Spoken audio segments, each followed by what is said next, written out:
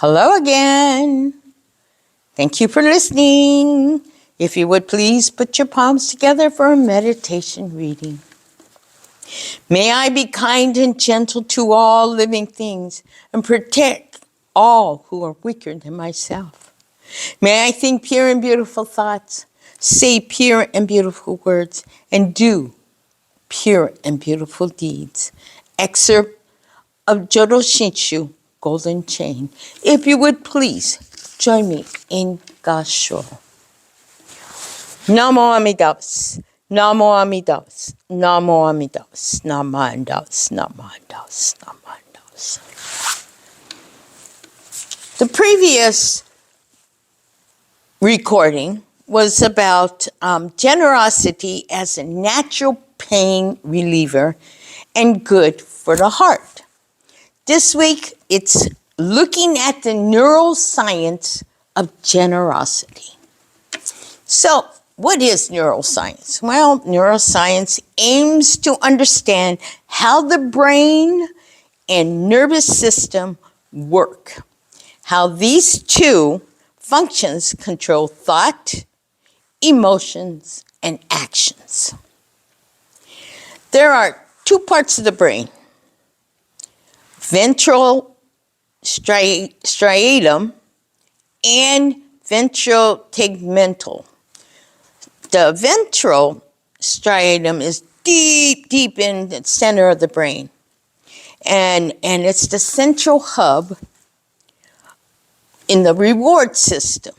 That's motivation, that's pleasure, and also addiction.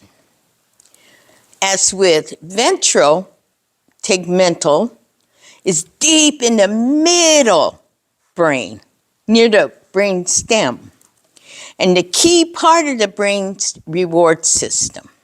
Sends dopamine. Dopamine is that feel-good hormone. Both brain regions are highly active when people are engaged in generosity. According to Abigail Marsh, who is a psychologist, I believe, neuroscientist, one of those, we tend to lighten up during pleasurable moments.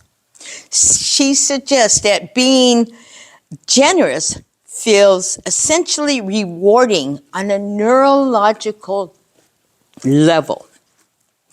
She says that the brain processes generosity differently depending on the motivation. True selfless generosity, altruism, helping others out of compassion and empathy, activates networks related to emotional understanding and connection. You ever wonder why some people go to extraordinary lengths to help others, even strangers, without expecting anything in return?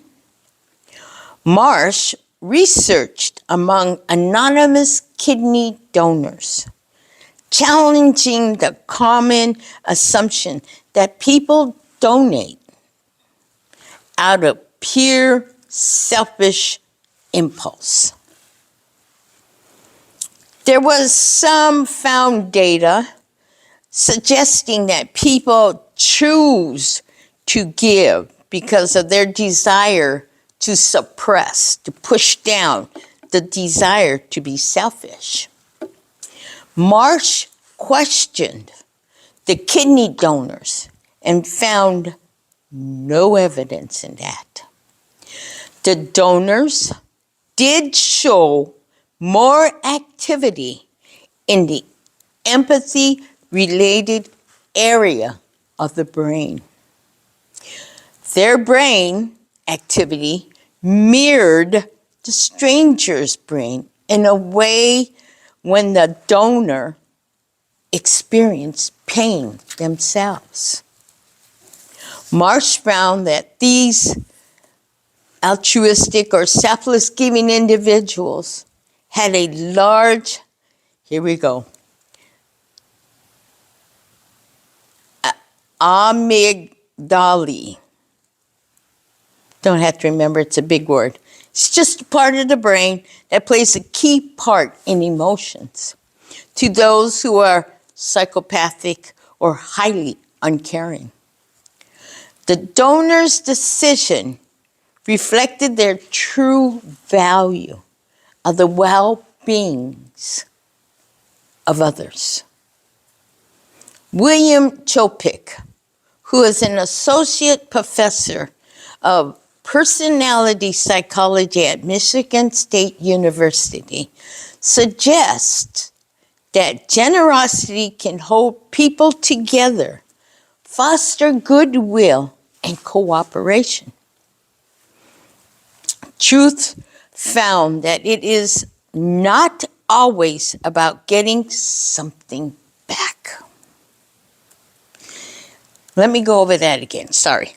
Truth found that generosity is not always about getting something back.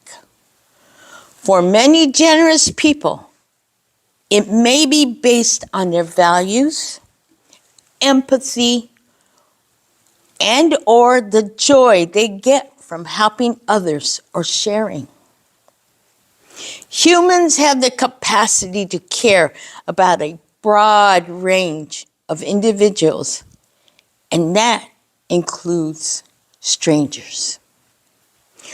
Generosity comes in small and large packages.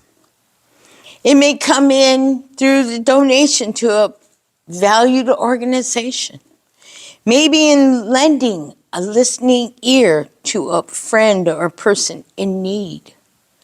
It may be volunteering at a soup kitchen or a pet sanctuary. It can be offering to help someone struggling, putting groceries in their car. Any form of generosity is caring, kindness, and value. Generosity can bring peace and joy to others as well as to oneself. This is the Buddhist teaching in action. If you would please join me in Gassho. Namo Amida Butsu. Namo Amida Butsu. Namo Amida Butsu. Namo Amida Butsu. Namo Amida Butsu. Namo Amida Butsu. Namo Amida Butsu. And thank you for listening.